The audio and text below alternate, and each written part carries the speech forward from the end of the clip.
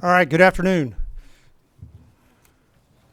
Thank you all for coming, and welcome to the academic year 20 CGSS and Simon Center co-sponsored InterAgency Brown-Bag Lecture Series. We're very proud to once again partner with Colonel Green, Mr. Nichols, with CGSS to bring this series for the continued education, increased education of our international our interagency partners for your education here. So supplement and augmentation. We're very thrilled to have you here. For those of you that I don't know, my name is Rod Cox. I'm with the Commandant General Staff College Foundation. And as I said, it's our pleasure on behalf of the foundation and my trustees, who I see one here in the back. Thanks, sir, for coming, Gene. Welcome you and partner once again with CGSS to bring you this series. This lecture is made possible by sponsors to our foundation, the Pro Foundation, and then our partners here locally, First Command folks. And so thank you very much for being here. Raise your hands if you would, please. Thanks to Lonnie and Kurt and everybody on the team, Randy and everybody. I also want to thank Mr. Scott Sheridan and his AV professionals, who are actually the backbone and enable us to make this thing happen. So great work over the last couple of years, and so we appreciate them being on. A couple of administrative announcements as we start here. Our next InterAgency Brown Bag, and there's a schedule up to the front, as well as posters that will be proliferated out through various means to you as well, both electronically and on your bulletin boards. For the next presentation will be on 24 September, and that'll be on space and space policy. It'll be right here, this location, at the same thing, lunchtime again, 12:30 to 1:30. And speaking of lunches, this year our sponsors, in addition to providing water, First Command has also worked it so for the Brown Bag, in the spirit of the Brown Bag, they will provide lunches for those of you that attend. All you need to do is see one of the First Command folks to coordinate with them. Either talk to them here at this or go down and contact them at their office downtown, and they'll arrange for you to be able to have a lunch here to participate in the activity. I hate to interrupt, but in fact I have 5 no-shows, so for the first 5 guys up here gets a lunch. I got 5 extra. There you go. So there is a free lunch. There is a free lunch. Heck yeah. Go for it. So thanks, First Command. We appreciate that. Quite a deal. You get an interagency education and food for your soul. All right. Second announcement I have is here in about a week or so, we'll have another edition of our interagency journal will be published. These are the latest 2 editions. There's editions for you to pick up over there. This is a peer-reviewed interagency publication that's got a distribution of over 11,000 reading audience in hard copy and online. And the reason I tell you about it is, one, it's a great source along with our Simon Center bibliography and website for interagency educational pieces, as well as it provides, probably more importantly, the opportunity for you to professionally publish. We are, since the foundation is a private entity, we're not Mill Review, we're not Army Press, we're a private entity, so I publish this as a commercial publication. So if you want to add to your CV or to your resume that you have published in a commercial publication, we do afford you the opportunity to publish in this peer-reviewed journal that comes out, National Security Journal quarterly. So I'd urge you to think about that. Some of you will be involved in coursework that'll be part of the instruction that I've worked with particular courses of study that we will work with you on publication of your papers throughout the year.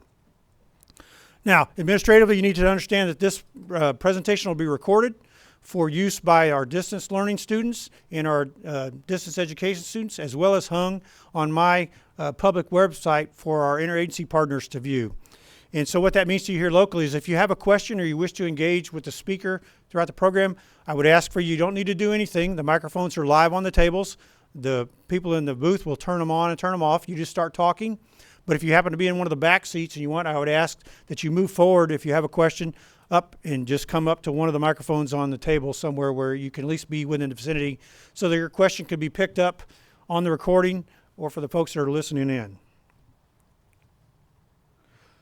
All right, to today's program while we're here. The Department of State is one, if probably not the most important partner that we in the Department of Defense engage with as we represent the United States around the world. In this era of Twitter and the ever-shortening news cycle, American statecraft has continued to be at a pace that continues to undergo the same change that we experience in the Department of Defense and is often the guiding force for speaking to U.S. policy to which we have to understand and be part of. So this brown bag discussion today is to give you kind of a broad overview of how the U.S. Department of State conducts diplomacy, a little bit about its current global mission, what its set is, and talk a little bit about some of the political, economic, and social considerations that the State Department does. And I would urge you to walk away from this understanding a little bit more about the State Department, who they are and what they do, but also understanding that they're just as dedicated and professional in their particular part of U.S. statecraft that we are in ours. And you need to have appreciation for that. Now, we're privileged today to have a senior Foreign Service officer to talk about his agency, Mr. Matt Roth. Like I said, is a senior Foreign Service officer who was just telling me he just entered his third decade of service around the world practicing diplomacy on behalf of our country. He currently serves as the Commandant's Distinguished Chair of Diplomacy here at the Commanding General Staff College and is the Department of State liaison to the Combined Arms Center. His area of public research and expertise is in the relationship between diplomatic and military actors and subnational governments. Prior to this assignment, Mr. Roth was the Deputy Chief of Mission at the U.S. Embassy in Kigali, Rwanda. And over the course of his 3 decades in the Foreign Service, he served in Washington, D.C. and at the embassies across Africa and Latin America. Mr. Roth has a master's degree in public administration with specialization in urban planning and city and local government from the University of Kansas, as well as a Bachelor of Arts in Political Science and Latin American Area Studies from Kansas as well. He speaks Portuguese, Spanish, German, and Italian, and I'll let you decide if he can speak English. Please welcome Mr. Matt Roth. Thank you. Well, good afternoon. Off the top, I want to extend my thanks on behalf of the interagency team to the CGSC Foundation and the Simon Center for their stewardship and their support of what we do in the interagency for whole of government and joint operations here at Army University. Speaking of the interagency team, there's a unique resource here at Army University that I want to make sure that you all are aware of, which is the representatives of the Central Intelligence Agency, Defense Intelligence Agency, National Geospatial Intelligence Agency, U.S. Agency for International Development, the Space Missile Defense Command, and then the State Department. We are here for you. We are available almost any time. We teach and we train at every single one of the institutions here at Army University and actually around the United States. So be aware of that resource, call on us for anything that you might need us for. The State Department itself, I have 2 administrative details that I want to say off the top. First off, I know that we have a very hard timeline on the use of this room. And as a part of that, I'm going to go fairly quickly through the slides because I think it's probably best to have a two-way conversation. And speaking of that, if at any time you have a question, stop me and go ahead and ask. I'm here for you to carry this conversation forward. The second thing is that, well, actually I think that's going to cover both those for right now. If the other thing comes up, I'll let you know. All right, so in order to do this this presentation, I'm just going to go through the typical questions, the what, the who, the how, the where, the why of what the State Department is. Starting with what is the State Department? We're led by the Secretary of State, currently Mike Pompeo. He is the principal foreign policy advisor to the President. He is considered kind of the primer inter pares of the Cabinet and is first in line of accession should there be a determination that the President and the Vice President are incapable of doing their duties.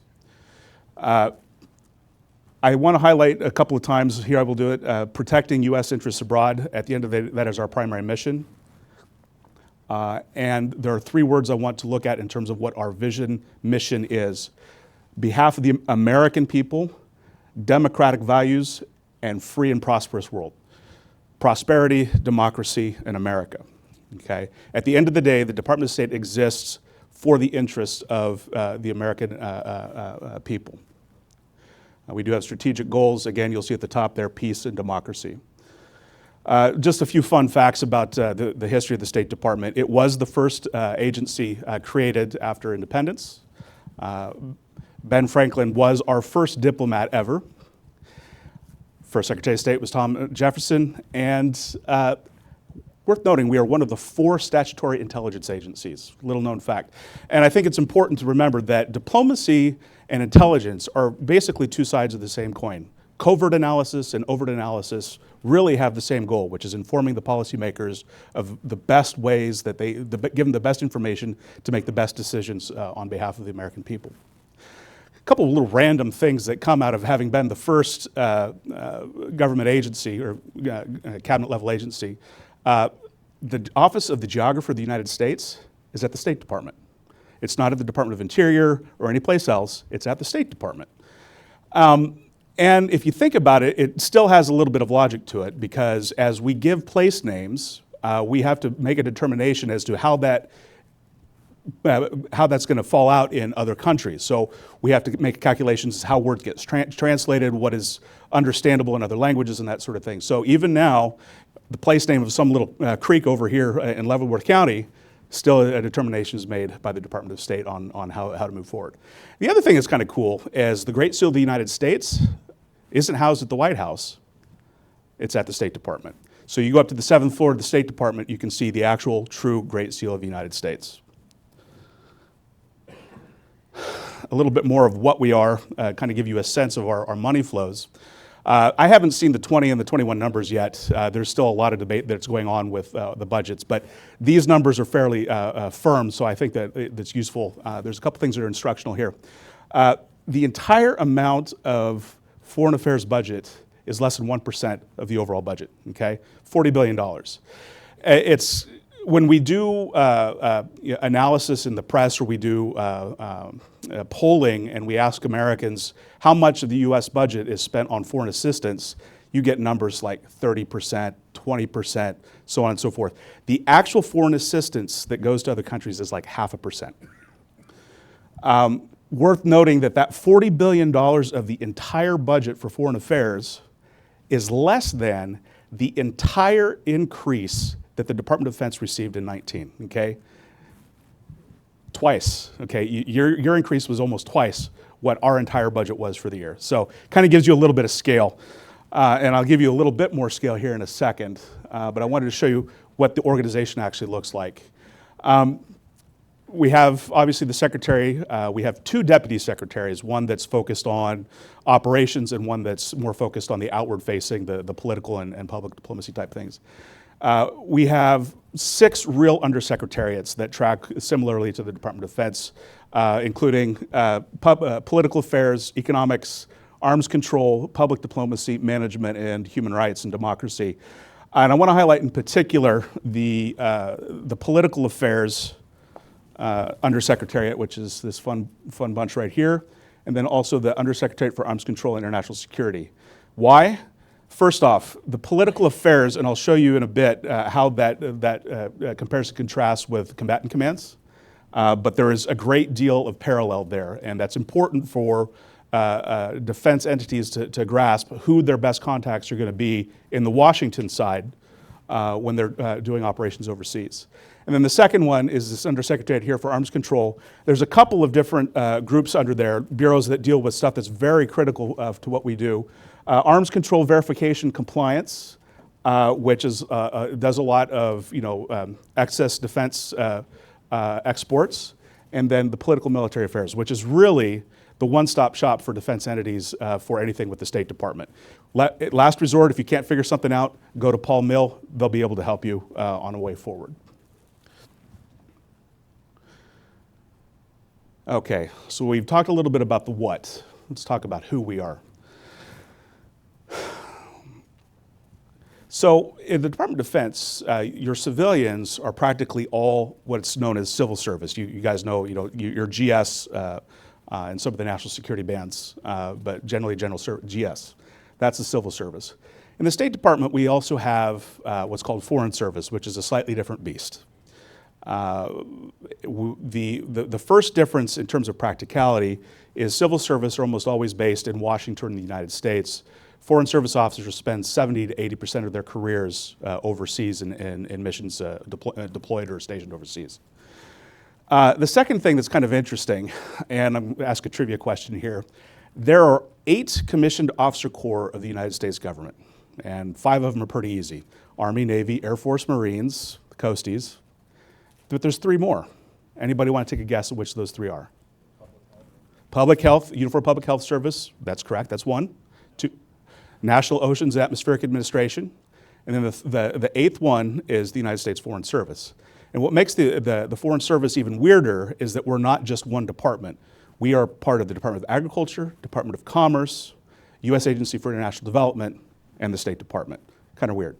But we, much like all the other commissioned officer corps, we are an up or out system. We hold a rank, and we move up over a certain period of time, and then we're either let go or we make into general ranks. But we're quite small. I want to note here that the entire State Department is 70,000 people, whereas defense civilians alone is 742,000. And I think if you add in the military, it's like the total for defense is something like 2.3 million. Again, a difference of scale. The other thing that I want to note is the vast majority, almost 2/3 of the employees of the State Department aren't even American citizens. They're not even in the United States. They are local employees at each and every one of our embassies overseas. The vast majority of the people that are doing the work on behalf of the United States government aren't even American citizens. They are people in their own countries that are dedicated to the interests of the United States.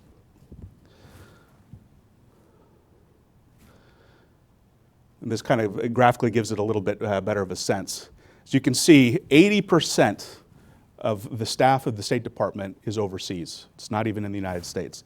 Just a very small portion is in the United States. And almost all of that's in Washington. You get a couple outliers out in the wilderness like me. Okay, so we've gone through what, we've gone through who. Now where are we? We're pretty much everywhere. You go to almost any country in the world, you're going to find some American representation. And I want to say that words matter because there are different definitions of what our representation is depending on where you are.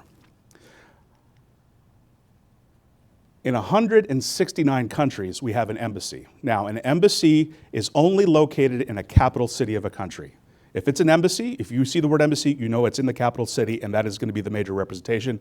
There's going to be an ambassador or an ambassador's representative there. In major cities in some countries, let's say, for example, China or Russia, you're going to find what are called consulates general, which are very large missions that carry many of the same functions as an embassy, but they're not headed by an ambassador. But you can't, until recently, there was only one consulate general in the world that was not associated with an embassy. Anybody want to guess which one that might have been? Jerusalem. But recently now, Jerusalem is now the embassy to Israel. In a lot of countries, and then in smaller cities, we'll have something that's just called a consulate. It's not as big as a consulate general.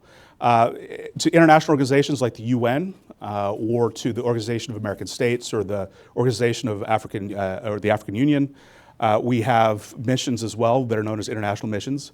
So an interesting thing can happen in a place like Brussels or to Vienna.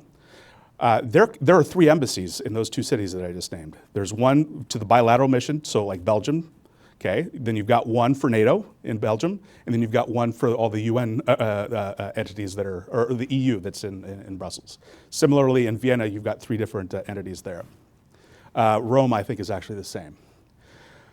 Up until recently, we had one intersection in the world. That was Cuba. We were actually parked in what used to be called the U.S. Embassy. We were formerly part of the Swiss Embassy, but we ran it as if it were an embassy, so we call it an intersection.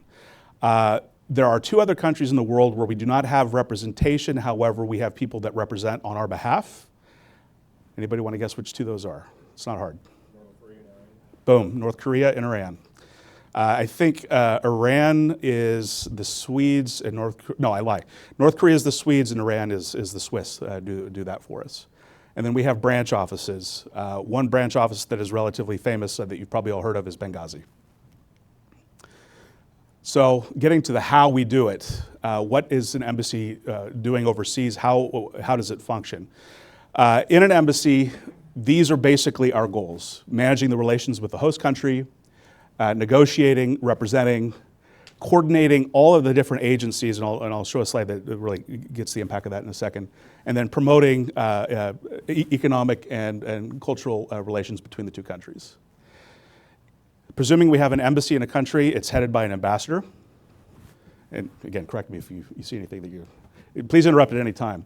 The chief of mission, known as an ambassador, in about 2/3 of the missions in the world are headed by a professional Foreign Service officer.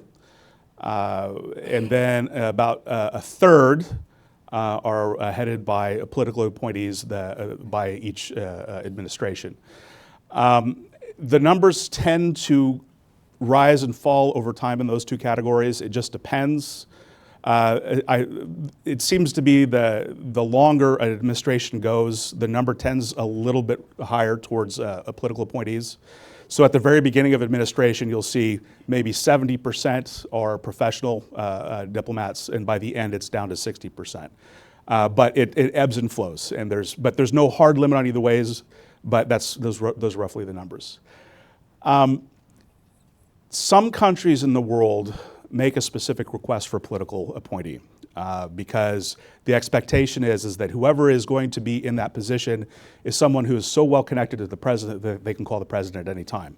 It's basically the phone call test. You know, can this person call the president at 2 o'clock in the morning? A good example of that is Japan, which is why in a previous administration you would see Mondale or Shriver as the ambassador because of the very close connections to that administration. I've highlighted in red here what's critical. When you look at an org chart of diplomacy, it goes president and then it goes to the ambassador. It's a big black line. There is nothing in between, okay? Ambassador, theoretically, does not report to anyone other than the President of the United States, which means if you've got SecDef, SecState, POTUS, and the ambassador in a room, who sits to the right of the president is the ambassador. It ain't SecDef and it ain't SecState. Now, as a practical matter on the day-to-day stuff, you will obviously see a lot more interaction via the various entities of the State Department. But it's very explicit that this is the personal representative of the President of the United States. And that will be worth noting as we talk about the relationship with combatant commands in a bit. Under the ambassador is the position of Deputy Chief of Mission, which is, I think, with one exception in the last 40 years, has been a Foreign Service officer, and that particular individual was a civil servant, also highly skilled. And so that is basically your XO, your day-to-day, making sure the trains run on time person. When the ambassador is away, or if there is no ambassador in place in a post, the Deputy Chief of Mission takes over the seat of ambassador, doesn't get the title, but takes on the very French word, which basically means in charge of affairs in business, chargé d'affaires. Shortened to CDA a lot of times. Oops, went the wrong way. Okay, so as I noted before, you see that big black line that goes straight from the president down to the Chief of Mission. In any embassy overseas, you're going to find 5 sections, well, actually 6 sections without fail. You're going to have your management platform folks, you're going to have a political section, and in that political section, worth noting, you're going to have somebody that does political military affairs. So there's always going to be a contact in an embassy that you can go to talk about defense issues. You've got management, consular, public diplomacy, economic, and political, and then security, regional security office, RSO. Now, back in the day, let's say 50s and 60s, that was all there was. But as time has gone on, you've now got these massive aggregations of other interests. Practically every single agency of the United States government has some hand in international affairs. Give you a couple examples. In Brazil, there were 43 different American agencies represented at post, okay, that had boots on the ground in the country, 43. Of those, 17 had some sort of interest in economic affairs. And when I was posted to Brazil, I was the minister counselor for economic affairs. And so I was kind of the primer inter pares of those 17 agencies to coordinate on how to make sure we were all following the president's expectations in terms of economic policy in that bilateral relationship. Mexico has 103 agencies with boots on the ground. Same deal, a lot of different agencies, lots of coordination. So this is kind of what has really changed in the last 40 or 50 years is the platform that an embassy was once just the State Department is now 50 to 100 agencies in some places.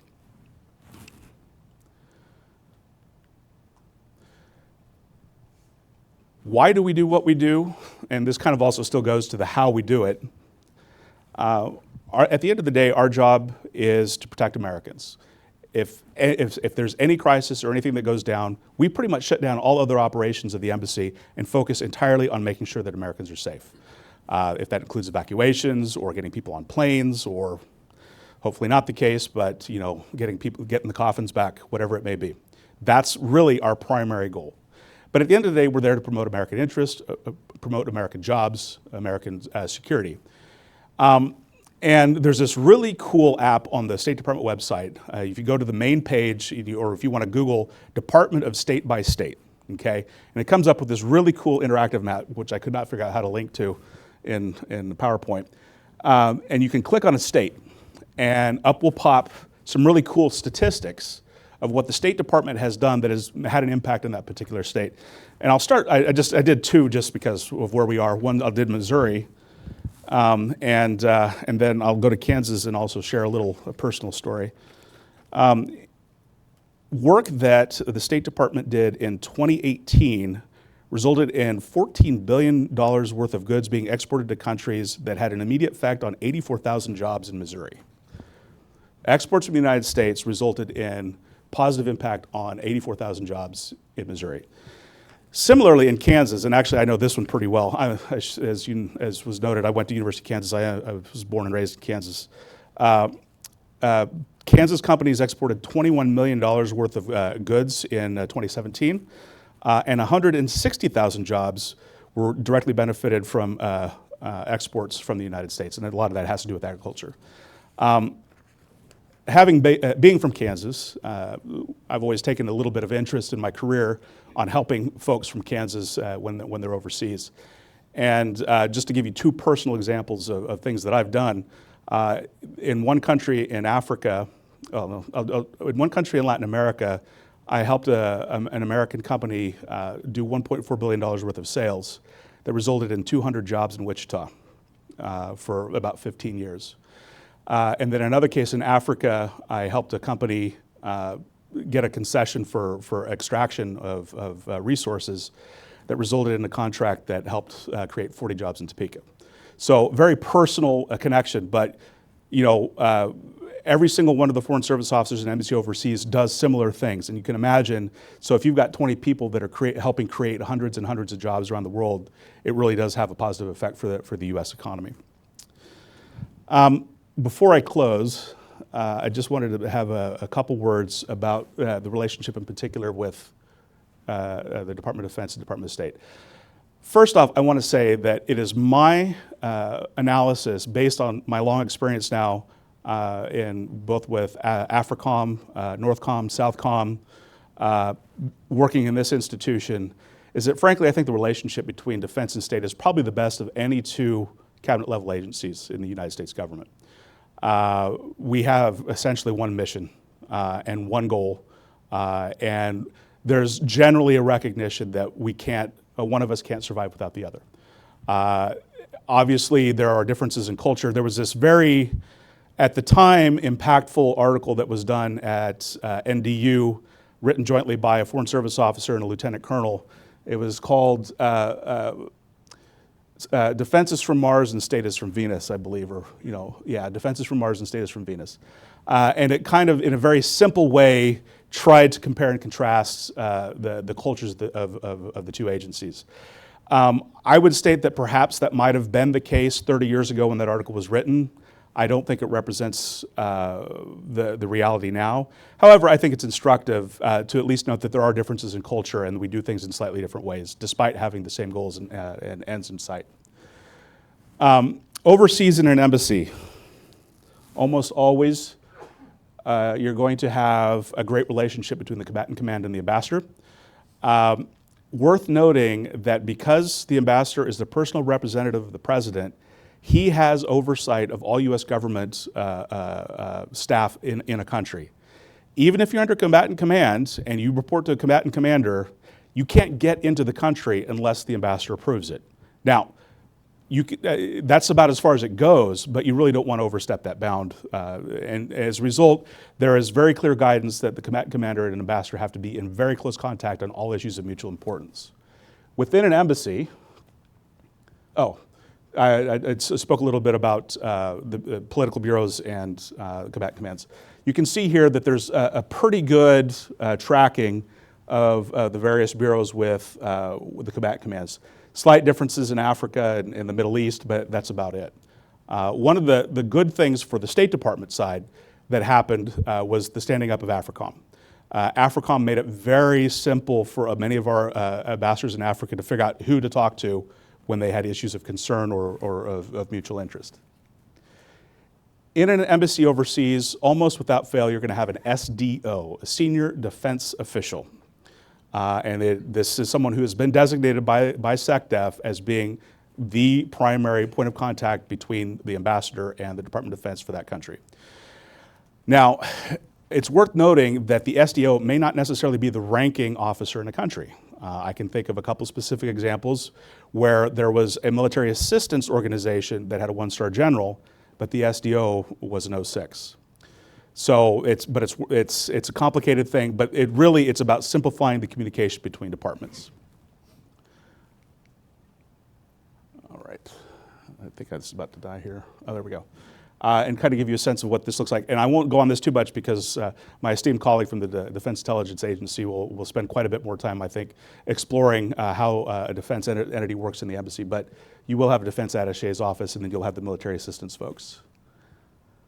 I only put this up here just to kind of give you a sense. We don't necessarily wear our ranks on our sleeve. I don't have a little star here saying what I am. But we do have rough rank equivalents in the State Department and the Foreign Service. And this kind of gives you an idea of what those are and what some of the GS equivalents would be. Worth noting that any ambassador is considered a 4-star general. Once they have the title of ambassador in a country, they're a 4-star general equivalent. And I'll just leave you with a little bit of a couple interesting things there to read if you want. This book by Dorman is exceptional. It's a bunch of 2-page essays describing different functions of an embassy. It's an easy read. You can leave it in the bathroom and go through it over the course of a year, sort of a thing. And with that, I open it to any questions. Thank you for your time.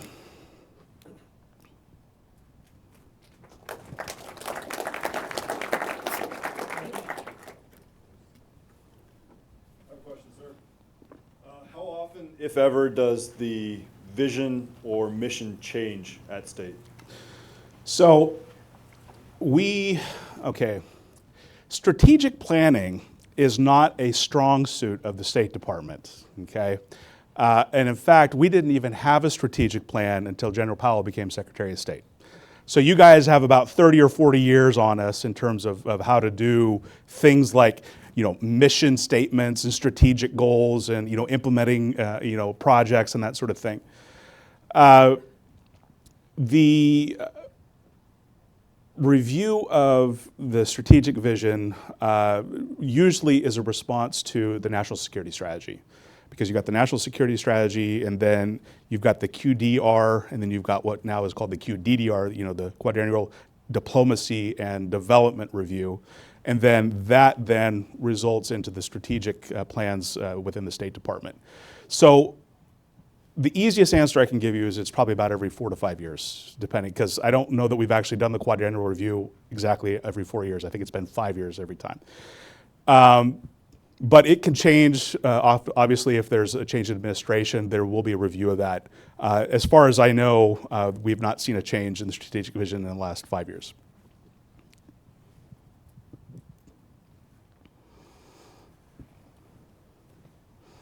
Yes, sir. Sir, I just came from, I'm tactics director Uh-huh. here now, but I just came from UCOM. I was the chief of the security cooperation Okay. division there. So what are your thoughts on the recent articles about proposed cuts to USAID's budget? I know 2.5 years ago the president was proposing this, and then Secretary Mattis said, hey, you cutting back on State Department is going to force me to buy more beans and Yeah. bullets.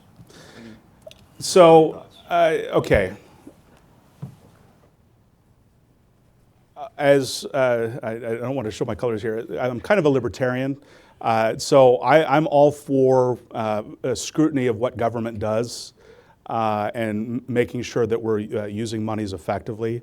I don't think that there is a problem with saying we need to review how we spend our money, okay?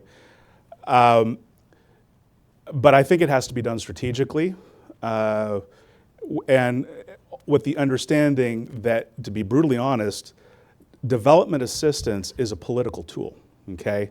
And as a good example, who are the two largest recipients of foreign assistance from the United States? Israel? That's one, and that's the other. So there's very much a political angle to it. And I think we have to be very practical on how we review it. Reviewing is great. As my understanding, I mean, this seems to be changing hour by hour. So for all I know, what I'm telling you is no longer correct. The statement to halt all funding has been frozen or rescinded, and aid is still moving forward. And this is not, I mean, this is like the second or third time this has happened in the last 12 months. And it may not be the last time. So again, I don't think it's a bad thing to review how we do assistance. And I'll give you a great example. The office, one of the undersecretariats is called F in the State Department, and it's the Office of Foreign Assistance. And it was created specifically because the President of the United States asked the question, how much foreign assistance do we give in X country? I was working on X country, so that I knew it brutally well. And we're like, we don't know. And the president the question was, with some expletives maybe, how is it that we don't know? How is it possible that we don't know how much we are giving to this? And what it comes down to is, and I'm sure in the military you know it's different pots of money, okay? It's not just about foreign assistance. It's like you've got the Department of Agriculture that's doing something that's a domestic budget. So it doesn't show up on the radar screen. So it was very logical that we come up with an office that says, hey, we got to figure out how much we're actually spending, because we didn't realize that Housing and Urban Development was doing small apartment projects in Mexico City, for example. That wasn't the example, but. So having the review is a good thing. And I think that it's great to have that conversation. How it plays out, well, that's in Mozambique, where I was stationed for 3 years, there was a saying, when the elephants fight, it's the grass that gets crushed. And I'm the grass. I'll let the elephants fight and figure out how that battle ends. Thank you. Next question. Yes, sir. So you covered the differences in the budgets, which obviously it's not a direct dollar for dollar comparison, but Right. there would appear to be somewhat of an imbalance. So I know the military side, when we fight for money, it's equipment, training personnel, it's trying to get how many carriers can we have, how many troops do we stand up an extra corps headquarters, how many fighter squadrons. When the State Department fights for budget, what kind of capabilities are you guys looking to increase? So let me approach that question from a couple different angles. First, the strategic way that we try to get to Congress, and this is I don't think a surprise. The U.S. Defense Department is very good at managing relations with the Hill. Okay, there's a very simple reason why. I don't know too many congressmen or women that don't have a military base in their district. Those are voters. Okay, that's a tax base. So there's an immediate interest by anybody on the Hill to have a look-see at whatever is coming to them from a defense entity. Okay. On top of that, you guys just manage really well with those folks. You're on it. You've got people dedicated to it, and they do it really, really well. State Department, first off, really doesn't have a constituency. It's not like there's a U.S. embassy in Topeka, okay? So getting Congress people to understand how the State Department is helping their constituents is a little bit harder. And I showed you a little bit with that map how we're trying anyway to make that more impactful for the American people and for those that hold the purse strings. So the constituency challenge is the first thing. And the second thing, and to be brutally honest, and I can say this because I'm at the point in my career where I don't really mind if I get reprimanded or not, we fail miserably at managing our relationship with Congress. There's no reason for it. I think in the last, let's say 8 years, have made a real concerted effort to try and get better. But again, we're so far behind you, just like on strategic planning, that it will take us a long time to catch up. Furthermore, when we ask for things, it's nowhere near as concrete as, toys for cops or, guns for soldiers. And so it's hard to get a lot of Congress people to understand we need to increase the size of this embassy in Erawan so that we can manage that relationship better. It's hard to make that very clear linkage, I think. But when we do, at the end of the day, we're asking for bodies. We have had a significant decline in our staffing over two or three periods in the last 25 years. And so we are understaffed in many ways for what we are being asked to do.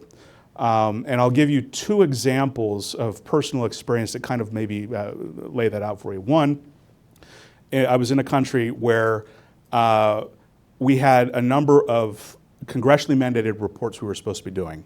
And the number of man hours required to do those reports was about 3 times the amount of man hours I had available to me in terms of employees, okay? And that was just the congressionally mandated stuff. And so that's just man hours on reports. Another country that I was in, we were given a budget of about $16 million for a certain security type of project. That was on my budget, but Congress had earmarked for us to spend $20 million. So they were telling me to spend $4 million I didn't have. So we need the resources, we need the people, and neither of those are necessarily an easy sell, especially in the current fiscal environment. But that's what we ask for when we go out there. And we do get lots of help from the SecDef and others that say, hey, if you don't give them the bodies, I'm gonna have to buy more bullets. And nobody wants that.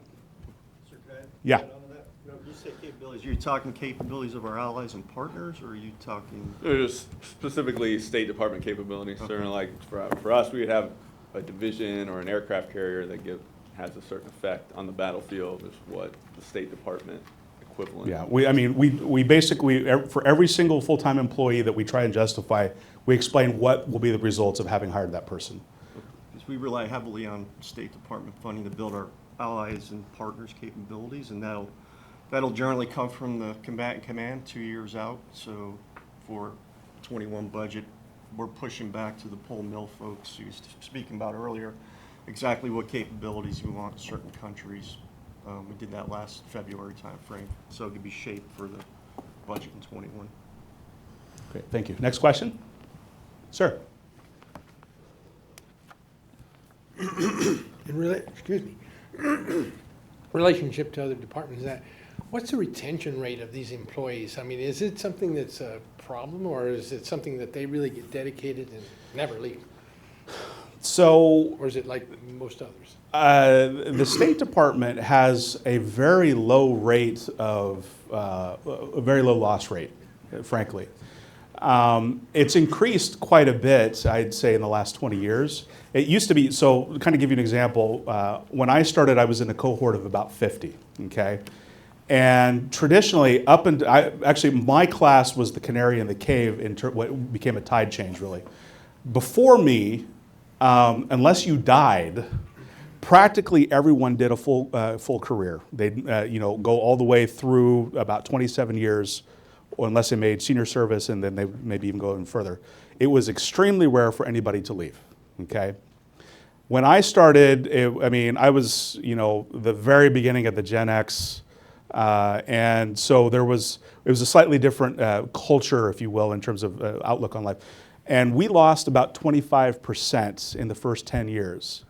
Now we're getting old. and we've lost about 50%.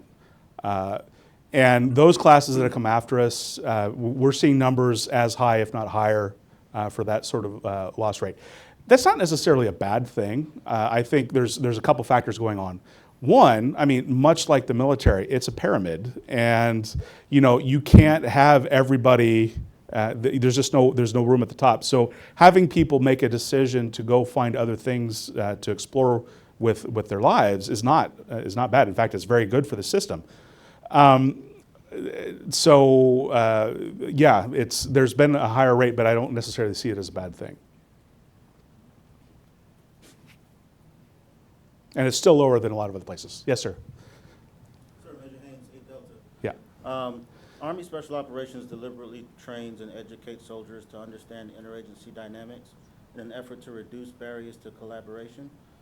What types of training or education do Foreign Service officers receive?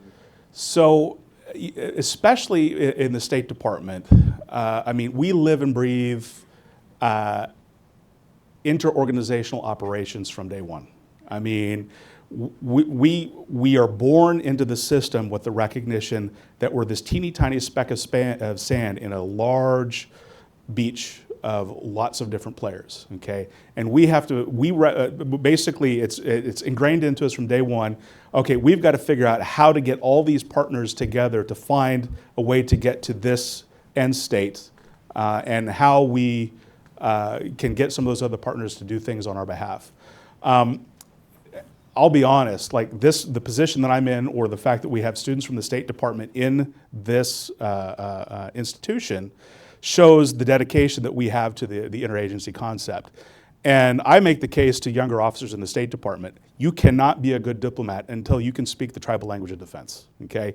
You can talk Army, you immediately have great allies on your side, and you can get a lot of things done that you wouldn't be able to otherwise. So I think the long answer to your short question is, our training, a lot of it may be OJT, but it's part of our mental culture from day one that we recognize that we are one of many, and we have to get everybody together to move in a certain direction. And I pointed, like when I was in Brazil, having the responsibility of helping 17 agencies move in one policy direction. I mean, that's basically our bread and butter is the coordination bit. Next question. Yes, sir. For defense personnel interacting with State Department, what are some things that we can do better based on your experience? What are our pitfalls that we're running into interacting with you? Interact early and interact often. And you've got, in an embassy, you've got two places to go. I pointed out there's that political officer in the political section that works on military issues, and you've got a senior defense official. Those are your two ways into any embassy anywhere in the world.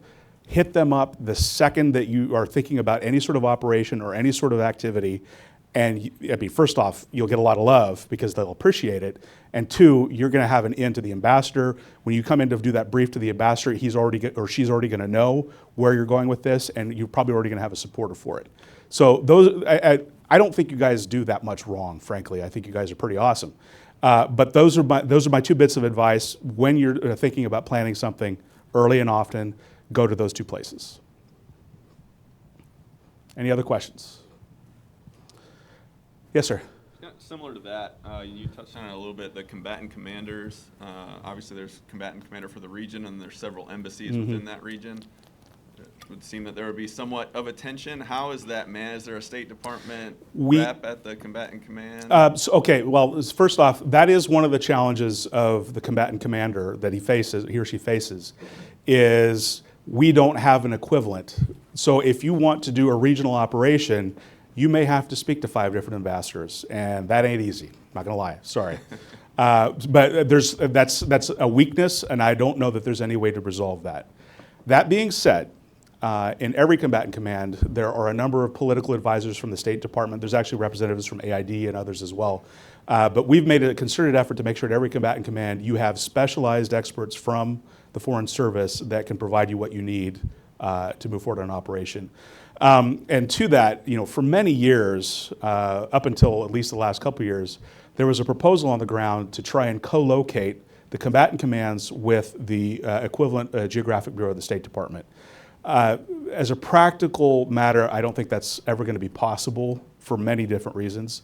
But as a commitment by both sides to show the need to work better together, we've increased the number of billets at the combat commands for state employees, and we've increased the number of billets at the State Department for officers to work inside the system. Any other questions? We've got time for one more question, please. Sir, Yes, why sir. is your map different than the military map of the UCP when it comes to the Unified Campaign Map? If you go back 2 slides, Probably don't know the answer to this, to be honest with you, but try me. see if you knew. It doesn't quite line up region-wise. It's in the combatant commands. That one right there. Uh-huh. Like CENTCOM only covers part of Egypt and some of the other countries. Yeah. Is there a reason why you? It has a lot to do with economic and development issues and how we treat some of those countries in terms of unified units. I mean, you can even break it down by offices. I mean, you've got, here we've got, I think it's like, you know, this is Southern Africa, then you've got Central Africa, then you've got East Africa, and then because of the language, we consider all that West Africa. So, and because you've got the differences in languages up here, we just, and you guys, I mean, strategically for security reasons, you view some of those things differently than we do. And so for your own practicalities, you have to leave some of those things together in a way that we can't. It's not fatal. And I mean, again, with the stand-up of AFRICOM, it's simplified so much that what few areas where there might be the potential for miscommunication, we've already identified it and found ways to work better at it. Before I close, I do want to say I have a whole bunch of slides on the mechanics of the Foreign Service and those that are interested in a second career after the military, what you can do to join the Foreign Service. It makes a great second career. I'm happy to have that conversation at another time, or if you want to talk to me afterwards about what the Foreign Service is specifically, I'm happy to do that. Again, thank you for your time. I hope you have a wonderful afternoon. Thank you, sir. Thank you, Matt. Our next brown bag will be 24 September on space. If you don't have a copy of the flyer, take a picture on your phone or the schedule right over here. And if you want to sign up for the free lunches next time, see one of the first command folks over here to the right.